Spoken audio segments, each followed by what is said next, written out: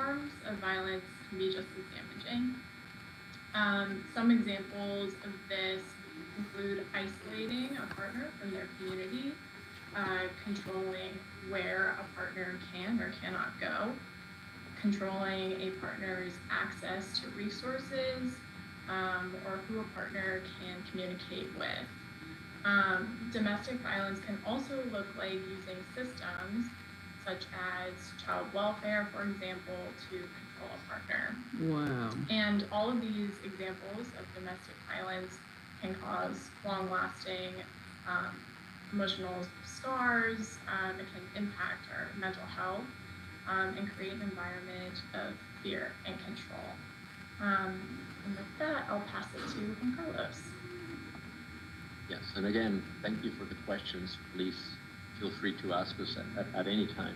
And as Mary said before, we want to hear from you first, because clearly you have an understanding of domestic violence that it's more sophisticated than maybe the general public. A lot of people do think it's mainly physical violence, but you folks right away recognize other types of violence. And if we go back to some of the things that Mari was mentioning, like controlling where you go, isolating, and so on, shows this first bullet. It's super important that really domestic violence is about coercion and about power, about gaining power over the other person, about the other person doing what you want them to do, right? So it's not only about hitting, kicking, and that kind of thing, but and sometimes when we are talking about, I mean, obviously no violence is ever okay, but when we are trying to understand context and we go deeper, usually in a relationship, there's a person that is using these tools for coercion and for the other person. Sometimes it happens both ways, you know, it depends on the situation, but it's very important to have that in mind when we are thinking of how we're defining domestic violence here. The other points here are really important. You know, you folks deal with people that have many different issues. Everybody, we all have different issues in our life, right? We don't isolate by issue. And unfortunately, often services are isolated by issue. One of the things that I love about responsible fatherhood programs is that you, in fact, do offer a lot of wraparound services and support in many ways. So domestic violence might not be the most urgent issue in a person who's experienced, right? There might be other priorities in terms of survival, food, housing, and so on, and you know that well, and you support those things. That's great. Also, living is not always the best of the safest option. We all have heard the question when there's a domestic violence situation: why doesn't the person leave, right? Why doesn't the survivor leave? And even though we've been talking for I don't know how many decades about this, still is a question that you hear. And there's many answers. It's a very complex thing, right? From that you might not be able to afford, right? Economical reasons. A big one is safety reasons. Many of the domestic violence murders happen when the person is trying to leave, right? And folks who use violence know how to use that to manipulate, right? Or threats, like if you leave, this will happen. And you know, you read the paper. That's what you can see. And sometimes people are still in love with each other. You know, nobody is always bad or abusive, right? There's different aspects of one's personality. So sometimes people want to try to work it out, or they want to stay because of their children, because of their faith, because of their family. So many different explanations for that. And again, as Mary said at the beginning, not only us, each survivor and victim has their own unique experiences of violence. It's very hard to universalize that. I think it's also important that we talk about contextual factors, and in particular, I like to talk a little bit about culture here, because there are many misconceptions about whether some people in certain cultures are more violent or more coercive and controlling than others. And the truth is that actually the research shows that there are no major differences, statistically significant difference in the prevalence of domestic violence between different cultures if you take into consideration other factors such as economic hardship, right? Like access to resources, for instance, housing instability, limited access to resources, the amount of stress that can happen, and so on. These are not the causes of domestic violence, but they can make things certainly worse in certain situations. And the truth is that every culture has values. We want to go back to where we started the conversation here with values and people that support domestic violence and some that oppose it. Every culture. And the thing is that they might look different in different ways. One thing I didn't say in my introduction is that for many years I worked directly with people who cause harm, who use violence.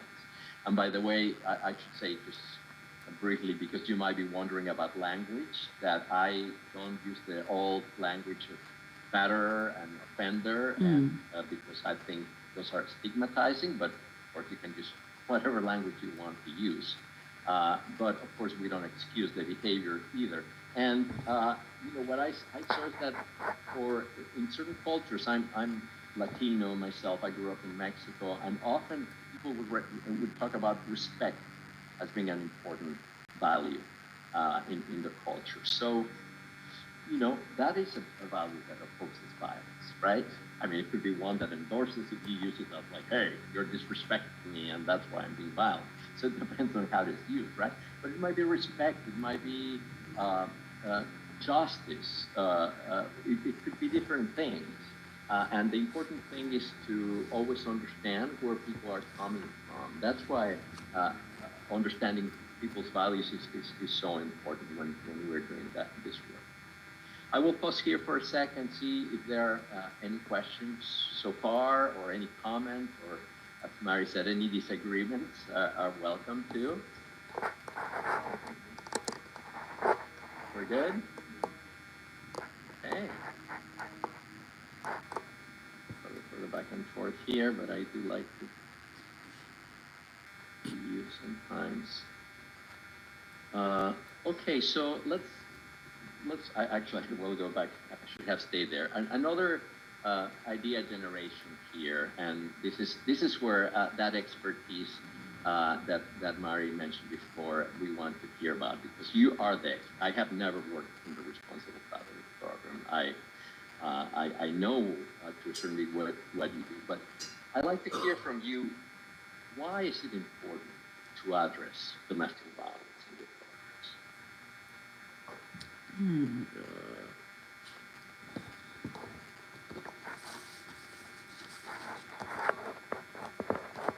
You can unmute, or you can type it in the chat, whatever is more comfortable.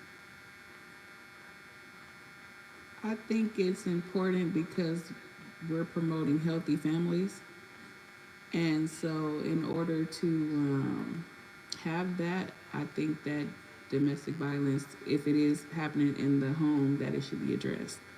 And the parties should be educated. Beautiful. Thank you, Evan. Looks like Michaela is typing something, so we'll wait.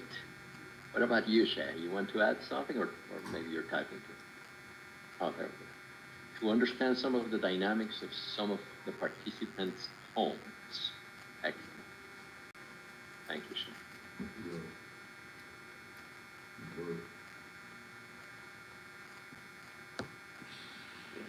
Michaela's answer.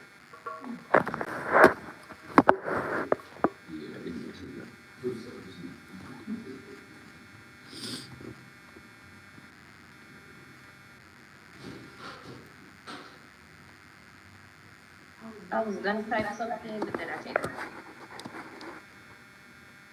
I didn't get that. I'm sorry. I said I was gonna type something, but then I take one. Oh, okay. Sounds good. Okay. Well, thank you for that. And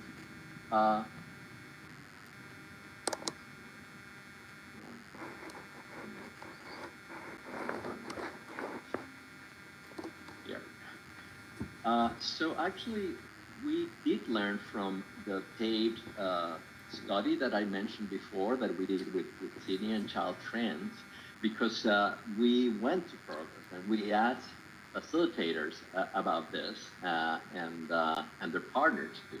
And exactly what you were saying before, Ebony, your focus, your goals is to strengthen to healthy relationships and to strengthen positive father-child engagement, right? That's what the focus of the program is. Improving co-parenting relationships and actually enhancing families' economic security. This is just generally all responsible fatherhood. I don't know if you have more of a focus than others, but the truth is that domestic violence undermines all of this, right? It's the opposite of what you were saying, healthy, positive, nurturing family bonds, right? You cannot have a positive father-child engagement if the father is either a perpetrator of violence or if the father is a survivor of violence, which, can happen both ways, right? You cannot be a good co-parent, and economic security will be compromised.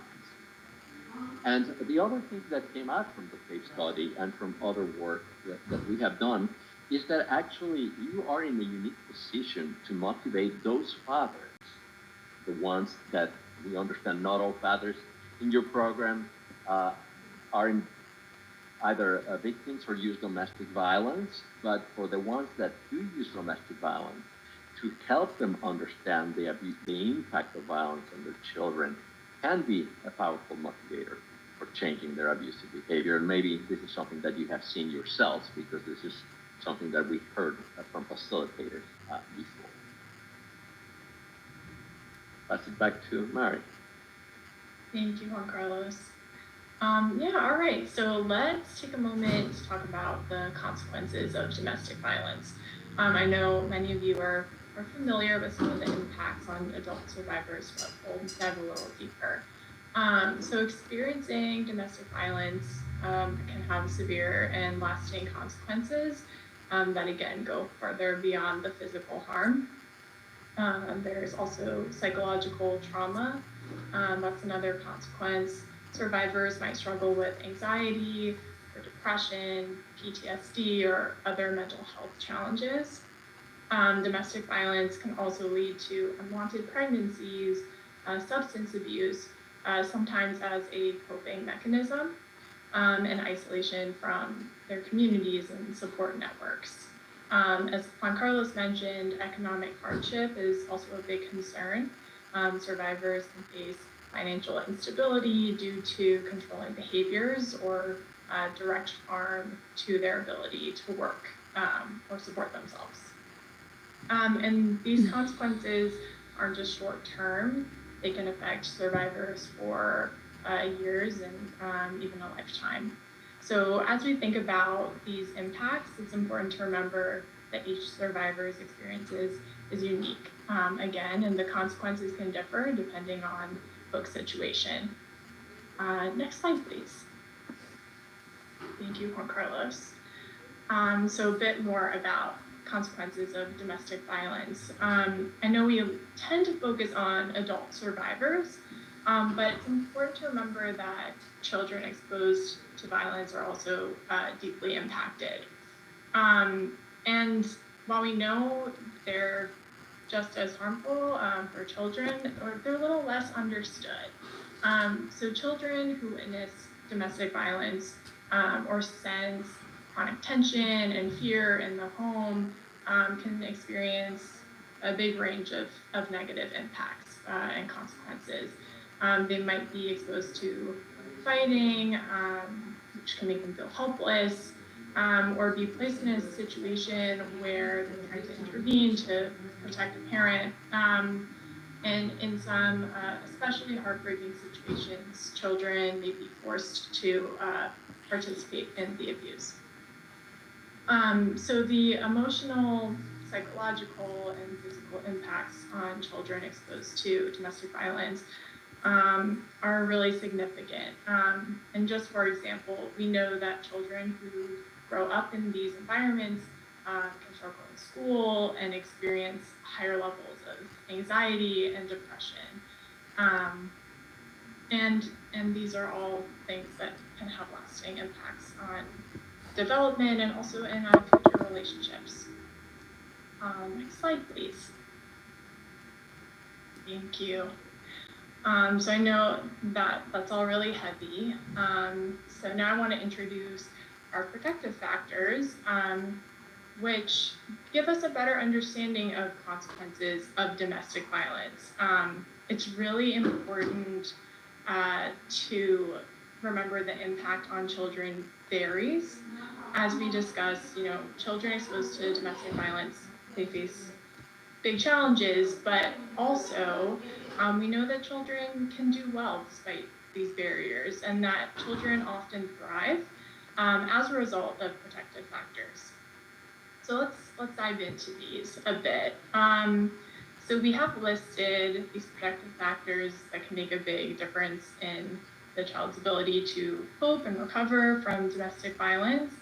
Our first one here is nurturing child or parent-child relationship and interactions. And this protective factor helps children to feel supported, loved, and cared for. And when children have these consistent, positive interactions with a parent or caregiver, it helps them to feel safe and valued, even in difficult circumstances.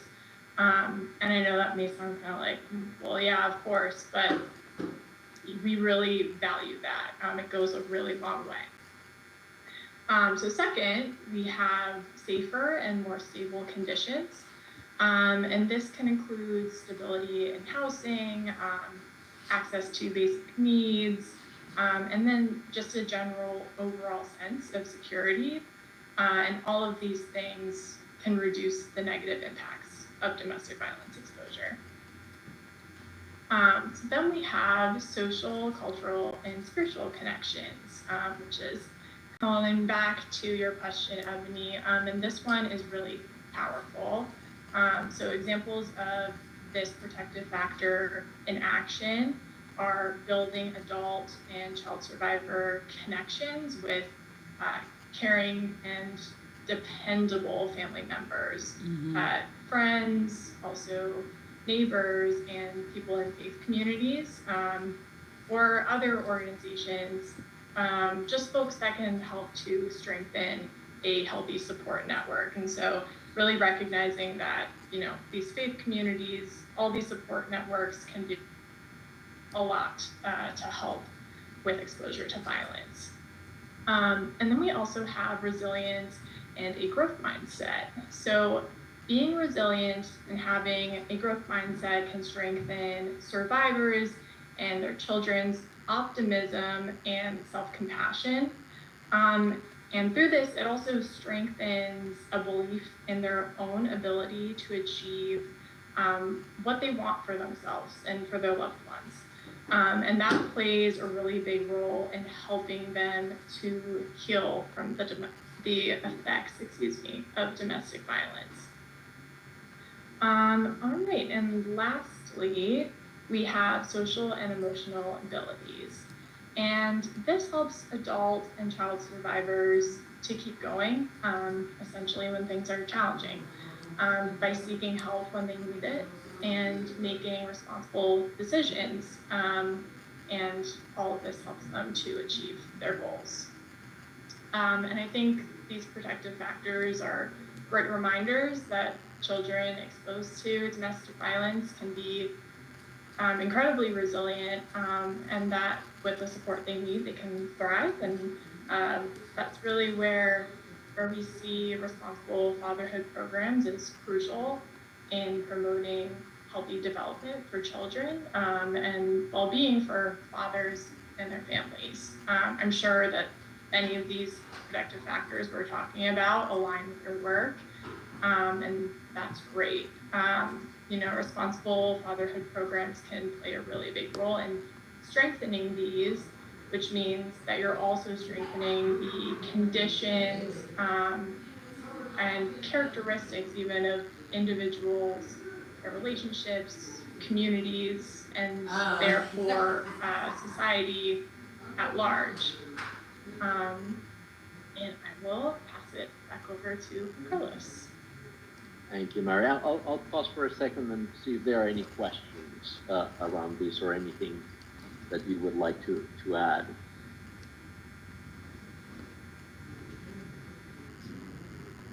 No, you're good. Okay, great. Okay, so just a couple of statistics. We don't want to bore you too much with statistics, but I think it is important to realize the scope of the problem. We know that it's a very, very prevalent problem around the world. The studies show that approximately 1 in 5 women, and this depends from country to country, study to study, right? But 1 in 5 women and nearly 1 in 7 men in the United States have experienced some form of DV during their whole life, okay? And we're talking about, again, as Mari said at the beginning, intimate partner violence. Although domestic violence can impact anyone, women tend to be, are more likely to experience the most severe forms of violence, including serious injury and death. And of course, this is the kinds of things that we can measure more easily, certainly deaths, although not all of them are classified as domestic violence, and hospitalizations and those kinds of things. It's not perfect, but certainly both at the practice level and at the research level, that's where we are. That's what we see. Which again, going back to the individual experience, that doesn't mean that, of course, men can be victims of domestic violence, whether it's a heterosexual or it's same sex. That happens, of course, and I'm sure you have seen both sides of the coin in the programs.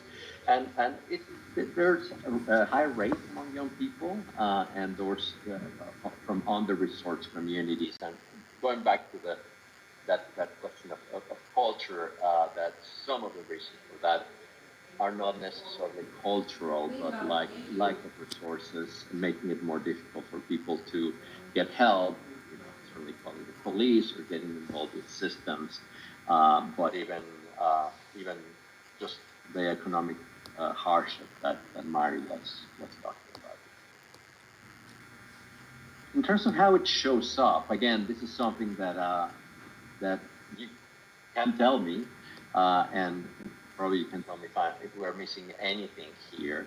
But from when we ask you your understanding and your definition of violence, this idea that it's not only physical, right? Because obviously visible injuries, the first thing that we think is like, oh, well, people come up with bruises and scratches and that kind of thing. Yeah, that happens sometimes, but most of the time it doesn't, right? And even if people have those things, they try usually to cover it up. to cover them up. Mm-hmm. And actually, many of these things apply both to people who experience domestic violence, survivors, and people who use domestic violence. Not being able to concentrate or focus. So maybe in your group, someone is really scattered. Well, it might be other things. It could be hunger. It could be other problems. But domestic violence certainly will do that, right? Where they are in emotional distress, obvious, right? Disclosures, right? General disclosures that this has happened, and we will talk a little bit more about disclosures in a bit. But they might also, when fathers start talking about the children, they might disclose something that happened or some behaviors that the kids might have that they are worried about that could be the result of domestic violence. People missing sessions, not showing up, that kind of thing. Again, it could be multiple problems, but one of them could be domestic violence. Participants getting arrested, right? Why? Sometimes that's something different, or losing custody. And again, we know that systems are not fair and that there are different reasons why people lose custody or have child welfare involved. But I guess what we're trying to say is like, well, when these things happen, we have to pay particular attention to this question. Is this about domestic violence, or is this about something else that you might be able to address also? Is there something you would like to add to this list from your expert perspective on how it shows up in the programs?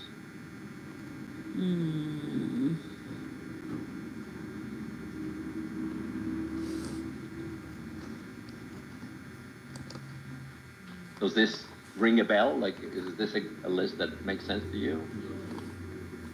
Yeah. Okay. Okay. So the last part about actual domestic violence, and then we will talk about cues. But some things that the research has shown us that programs can do to address domestic violence. Having protocols, I think that's actually maybe a requirement, or it was a requirement of programs at some point. But it's very important to have protocols on what to do when domestic violence shows up, right? Where to refer, how to, Mari will talk a little bit about this, but how to conduct intakes and so on, domestic violence. Normalizing the conversations. Obviously, you know, we don't want DV to be normal, but it's so common that that just bringing it up in different contexts and its impact on children is important in your sessions, in your one-to-ones as case managers. And that's part of the strategy of the Cues card, is to normalize these kinds of conversations. Establishing partnerships with community-based organizations, and we'll talk a little bit more about that, but I do know that this is a requirement for programs, and I do know that your program in particular, your organization, has the capacity to see at least survivors in-house. I don't know about people who cause harm, but again, we'll go back to this. Very important to offer ongoing training for staff. Even if you have gone through some training before, you know, the content might be similar, but you're not the same person. You have different experience. And certainly when you're bringing new people into the program is super important. Responding to disclosures, knowing what to do when there's actually a disclosure of victimization or perpetration. And that should be a big part of the actual training. And again, Mari will touch upon that. This training obviously is not comprehensive, right? And knowing how to make appropriate, safe referrals. We often talk about warm referrals. Possible, you're case managers, you know what that means, you know, rather than only giving a number, sometimes calling the person and say, hey, I have this person in my office, they want to talk to you. We know that that will make it more likely that people will access this person. And fostering a safe and supporting environment for people, obviously very important. A culture of respect. It's modeling, right, what you want to show them. Modeling the respect, modeling the value that we should be talking about that. Having a trauma-informed approach, you know, population that that you work with, you know, is very likely to have some kind of trauma in their lives. So I'm sure that you get some training about that. And culturally responsive approaches. Again, one of the things that I love about responsible palliative programs is that generally programs have a good analysis of culture and how culture plays a role in all issues, not only in that issue. Using if you have screening and assessment, I'm remembering from our calls with you that you might not have an official screening and assessment in your program. I don't know for sure, but you will, you know, Mari will talk next about the limitations of screening. And we heard about this from fatherhood programs from the PAVE study too, that often an intake assessment or screening will not yield much information. Maybe if you do it throughout the program, maybe if you do it formally and informally, meaning to, you know, paying attention of what people are talking during the program, that might be another way to go. But that's where universal education comes. This is not about screening. It's not about disclosure. It's about everybody really being in the same page. But I'll let Mari talk more about it. Thank you, 2 hours. All right.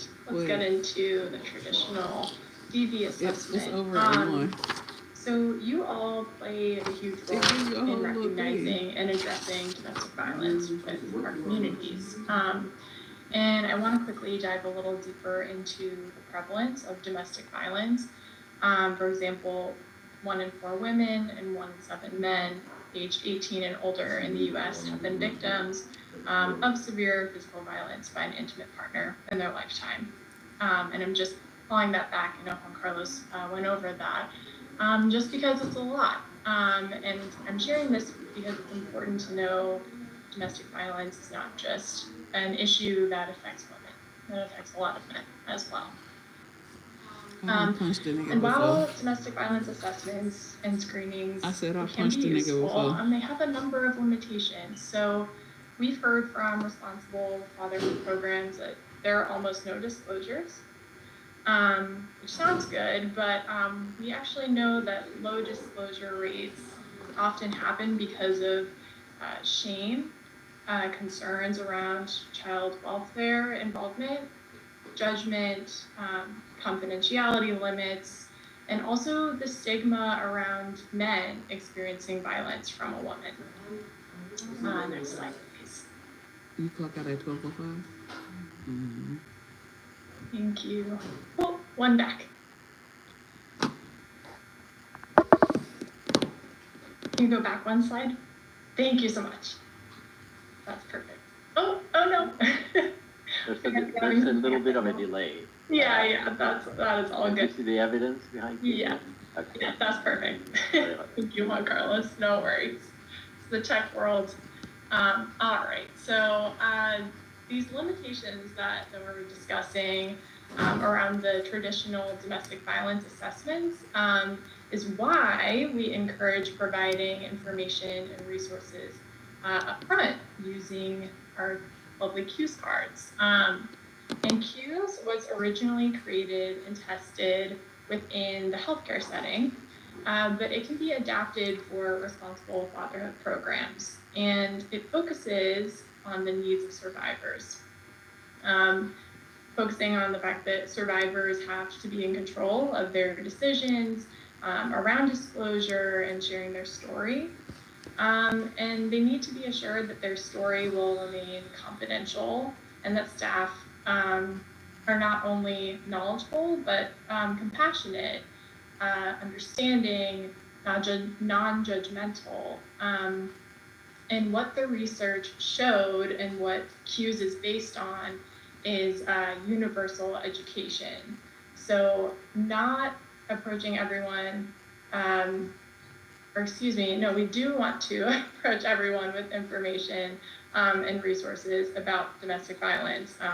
We do not want to wait for someone to disclose to then share the information. We want to make sure that it gets out to everyone. Next slide, please. Okay, so a little bit more about universal education. I want to dive into this approach, which is central to the CUES framework. And one of the most powerful aspects of universal education is that it provides healing-centered support to everyone and ensuring that everyone gets the help and support that they need. It also promotes well-being and prevention by giving individuals the tools they need to recognize unhealthy behaviors, to understand what a healthy relationship looks like, and to know what to do and where they can get help if they or someone they know is experiencing abuse or if they're causing harm. By educating everyone, we can also create a community of support where people know how to help others if they need it too. And CUES and universal education is about fostering an environment where survivors feel comfortable and supported, even if they don't immediately disclose their experiences. It's also a way to normalize these conversations and make it easier for someone to come forward when they feel like they're ready. Next slide, please. Thank you.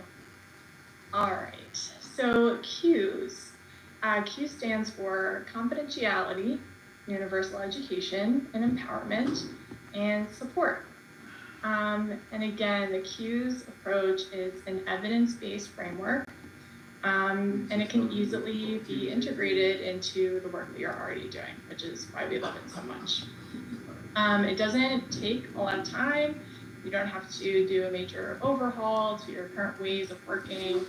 Instead, it will enhance what you're already doing by creating a welcoming, safe space for everyone to talk about healthy and safe relationships. And whether or not they're directly disclosing their personal experiences. Again, with that universal education approach. So confidentiality, this will help to increase the safety and privacy for survivors while maintaining that trust. We've talked about the universal education and empowerment, normalizing conversations about relationships, and making sure everyone has access to support. And it also focuses on altruism. Um, so when we use cues, we're helping people to connect with each other and promote healing, not just for the survivor, but the community as a whole. And this really helps to strengthen a collective resilience. Um, and then we have support, which means knowing how to respond appropriately if someone does share their story. And this approach is designed to reach people who may or who may not be ready to disclose their experience of domestic violence or using harm. But it's an effective way to ensure that everyone who needs that support gets it. Next slide, please.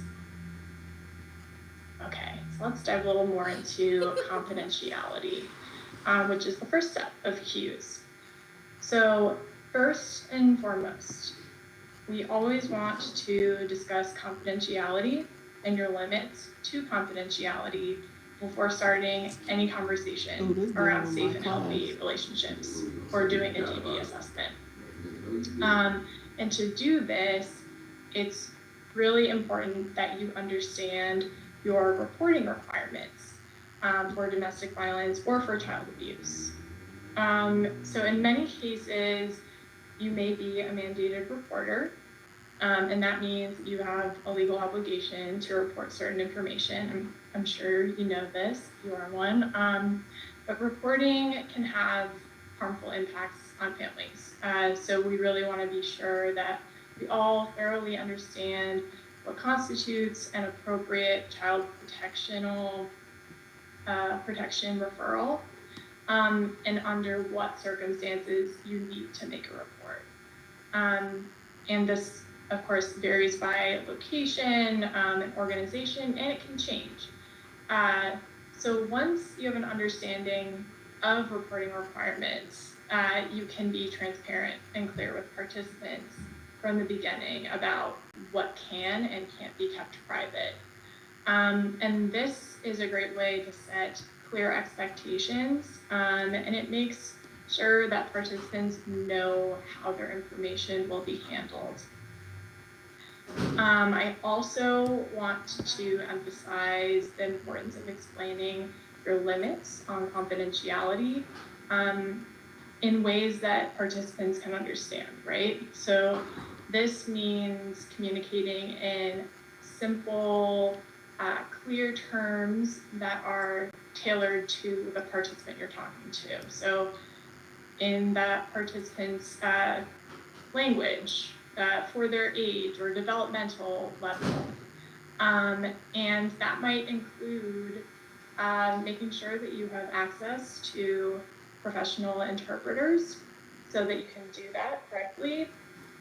And another part of confidentiality is making sure that you're always talking to the participant alone when discussing the healthy relationships. So you never want to include a child, a family member, a friend, or a partner in these conversations, because having someone else can affect the participant's ability to speak openly about their situation, but more importantly, it could jeopardize the safety of a survivor.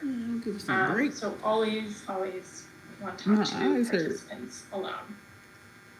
And we love confidentiality. This approach is really important in building and maintaining that trust and openness and transparency, and it helps to mitigate harm if a mandated report is needed. And it's also prioritizing our participants' safety while we're respecting their needs. So I know that was a lot. I'm gonna pause, see if you have any questions, and you can come off mute or please, again, feel free to share in the chat.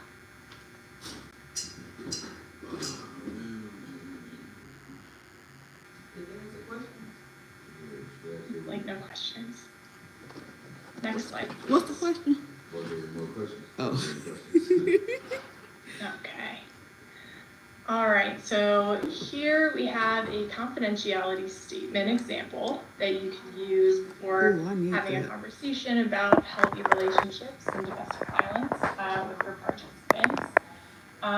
So I wonder if any of you could please come off mute and read the statement aloud for the group.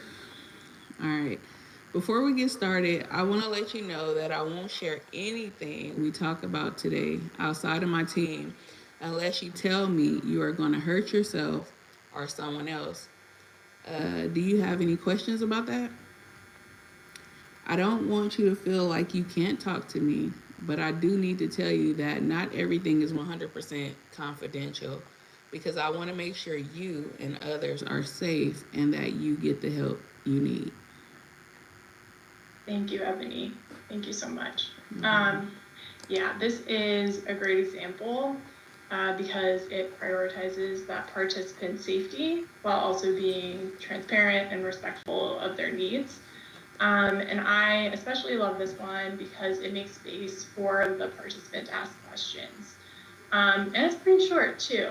So it might seem small, but this confidentiality will have a big impact. But don't you have to explain like the limits of your confidentiality to them? Yeah, that's right.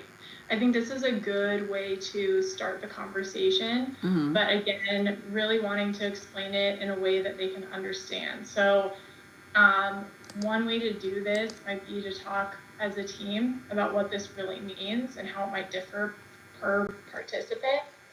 And if you feel like this isn't giving a participant enough and like, you know, they don't really have information they need to decide what and what not to share with you, then you can dive a little deeper into that. But I think it starts with knowing your reporting requirements. But yeah, Ebony, is there anything else you'd like to raise? If I may, can you tell us? And I think I know what you're talking about. To be more specific, right? About if you talk about child abuse or so tell us a little bit of what you do already. Yeah. Right. Yeah. So like even like just abuse, physical, sexual, like well obviously it say right here if you're gonna hurt yourself or someone else, so self-harm or harm to others, right? But I just think it's other things too, you know, that could be listed. But I mean, this is a good start. Can you tell us what other requirements you have, or what you usually tell folks about confidentiality? Well, like I just said, the abuse, like if someone is sexually abusing or physically abusing, that we are mandated to report that. Yeah. And you reported to. What are we reporting to? Who gets a report? Well, yeah, who do we report that to? I don't want to put you on the spot. Right? I just want to understand a little bit more the situation. Well, I've never had nobody come out and tell me that they gonna hurt themselves or hurt others. Yeah, nobody's disclosed that with me before. So are you talking about abuse towards children or adults? Both. Mm-hmm. Right, or elders, right? Yeah, or elderly abuse, correct. Yeah. Okay. And as Mary was saying, I'm sure you have your requirements, and I think this is an important conversation to have at some point, for instance, when you're using the cards among yourselves, because in truth, sometimes the reporting, as Mary said, can complicate things. And we're not saying that you ignore it, but maybe it's, especially the domestic violence, is a referral, right? It's not calling the police necessarily or calling some other authority. Right. Obviously, if someone is being severely hurt, you do need to do some kind of information, or it's a child or so on. And you have your, I don't know if you have licenses, but sometimes that's a factor. But in some way, I'm glad that that's not coming up a lot, and I think that this intervention might be helpful for, I'm sure, some people in your program that might be experiencing this to their help, and that's what we're trying to figure out here, right? I don't know. Would you add anything else to that, Mari? No, I think that's exactly right, and I'm really thankful for sharing that.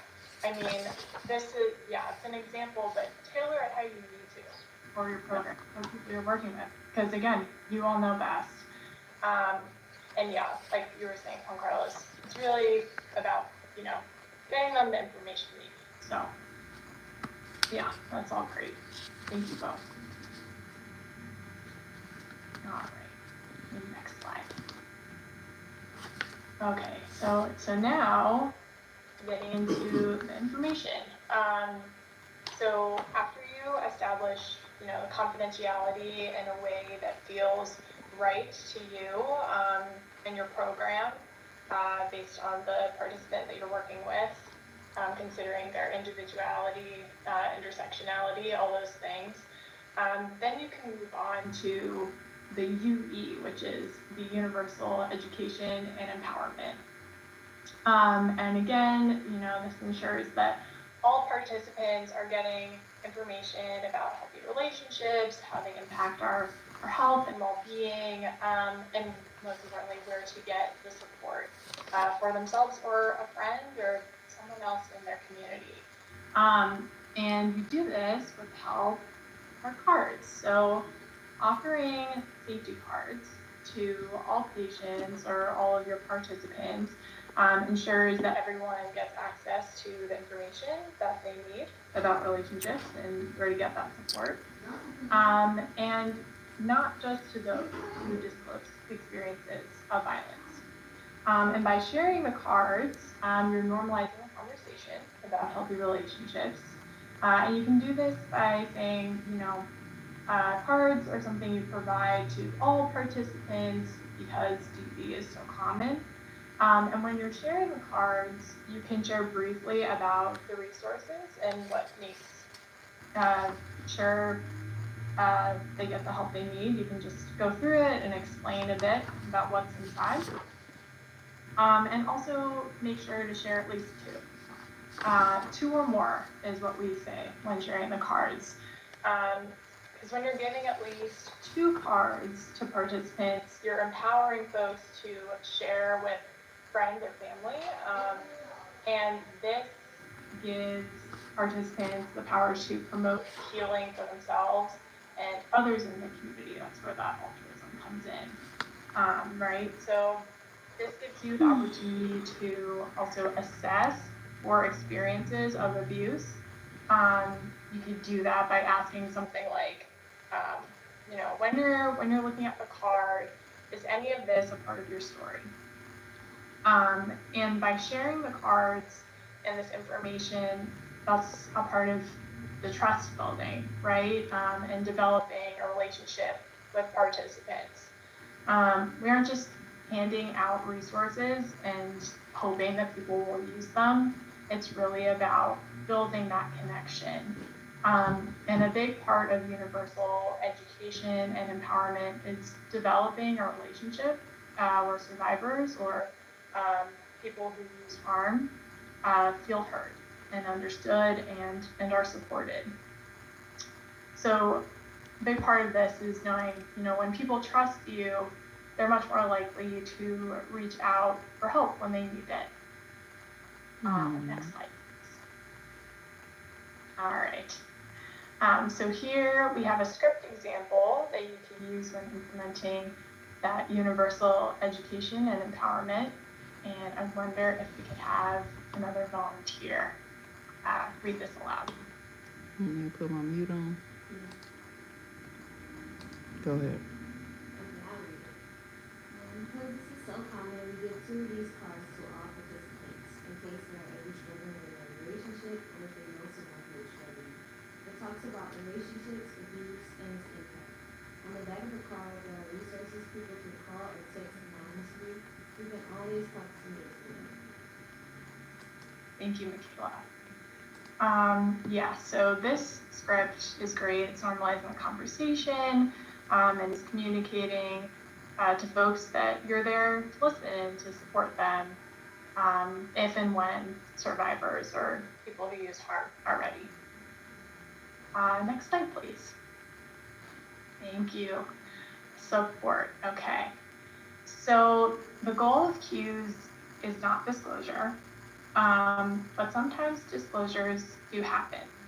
And they can happen at any moment during the program, not just when you're having that private conversation about healthy relationships with a participant.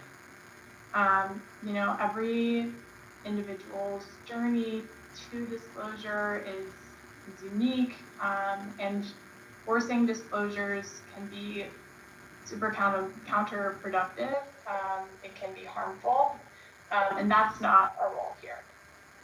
So when a participant does disclose, it's your role to be empathetic, non-judgmental, and affirming. And this is where that S, support, comes in. So supporting individuals really means providing them with resources, options, and respecting their self-determination.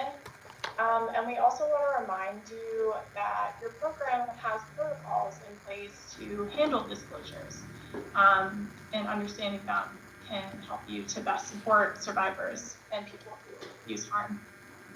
So let's remember here that the survivor safety is key. Even if you're working with a participant who is using harm, survivors are the ones that know the most about their situation, and empowering patients through more referrals, like Carlos was talking about, gratitude, respect, is the most trauma-informed way to support someone who is experiencing violence, as well as someone who is using violence. Next slide, please. Okay, so we know that when someone discloses or shares a part of their story, sometimes staff have told us they feel a little stuck and like they're not sure what to say next. It can be a little overwhelming, so it's understandable. But on this slide, we have some simple but really effective statements that you can use if you're feeling unsure about what to say next. So for example, we have, thank you for trusting me with your story. It's not your fault. It takes a lot of courage to talk about this, and more. So again, they seem simple, but they go a really long way. Next slide, please. Thank you. Okay, and here we have statements that can be used with someone who is causing harm. And you might notice actually that some of the statements are the same for both survivors and for people who cause harm. And when you're providing support to survivors and people who cause harm, offering gratitude goes a really long way. You can also think about what you would want to hear from someone after sharing something that made you feel ashamed, afraid, really vulnerable. Other ways to provide support are informing individuals about the information being documented, again, ensuring that transparency, and empowering them to understand their rights and options. And you can also include prioritizing that confidentiality again, when documenting, abuse. You want to inform individuals that their information will only be shared with individuals involved in their care, and any limits of that confidentiality. And again, I want to encourage you to get to know your own protocols and reporting requirements, because this will really impact this approach. But really, it's about helping individuals with the privacy and safety that they need. Yeah. And I will pass it to Juan Carlos. Thank you. And we are almost at the end of our lecture part here. Praise and God, we hallelujah. want to give you some time to practice. Not practice, child. So lastly, we talked about the importance of community partnerships. And again, I know that you folks have some in-house services to deal with domestic violence. There might be other organizations in your area. I know that LA is rich on resources about domestic violence. So this again is a conversation that you can have with your colleagues, with your supervisors about where are the places that you trust, that have developed that trust, or where you would like to develop trust. It might be a third so party. so that you can do warm referrals for people, connect them in case That's what they do? they ask for it. Mhm. The card does have some Yeah. some So information. I'm happy I talked to you Some of about it is that. national, and some of it is county or LA. We'll go over that at the end. But also remember that you're not only dealing with people that potentially are survivors, So it didn't but you actually might come be dealing with from. people that potentially Okay. have used violence. Okay. There's also, I think LA is the city that has the most programs for people who have used violence that from what I've heard. I know, so there's a lot to choose from, and I'm sure some are good, some are not so good. I didn't even look at the back. Consideration, many don't. So it's also, and I don't know if you have one in-house at the OLA, but that's also an important referral when, if people after using the card or at any point, right? Disclosures can happen at any point during the program, to be able to tell them, as Mary showed us before, help is available. You can change, and there's people that can help you change. So again, I'll pause here, and then we'll go into a little bit of practice. Are there any questions or any comments? Anything that you Can would we like have to a share? break? Yeah.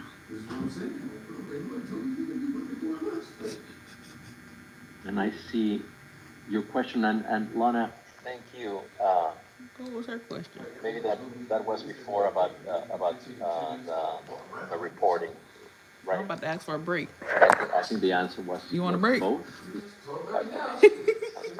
But thank you for putting that there, because there is something that I neglected to mention when we were talking about statistics. It's not in the slide, but it's something that I also want to emphasize here, because you work with parents, and that is going back to what Mary was talking about, the effects of violence in children, but the prevalence of children that witness violence.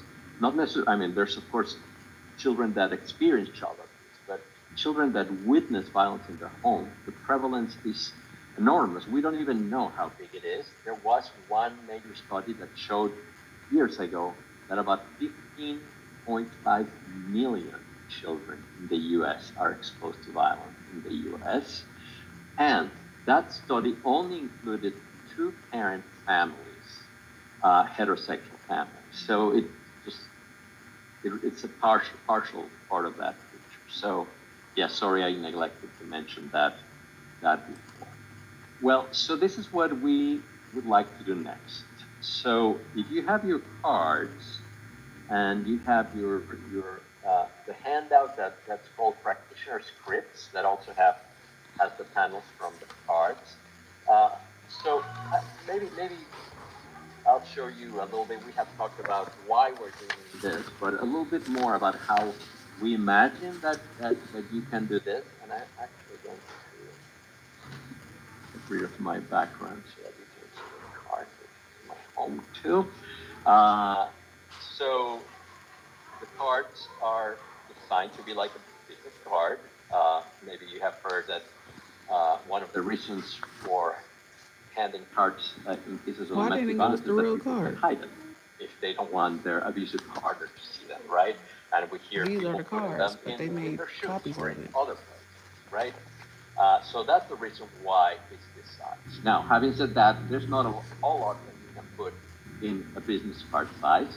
So that's what you have this design, which is a little accordion that opens up, right? And has, in fact, 10 different panels. You are going to be receiving 300 printed cards. These are just, these were like on a color printer. We cut them ourselves, and you will get a shipment of 300 cards to use with your participants. That the design is similar. The Shane, you clock back resources in? page is a little different, but the content is pretty similar.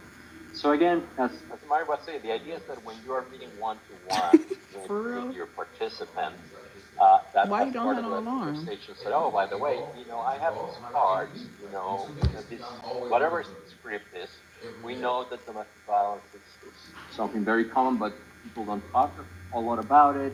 You will have to find your own words. And what we're Huh? doing in the program is giving this 2 or 3 cards, Mario, I Girl, guess. is that I a hadn't heard bed or before, like, is that oh, a 2 bed or or a more. couch? Great.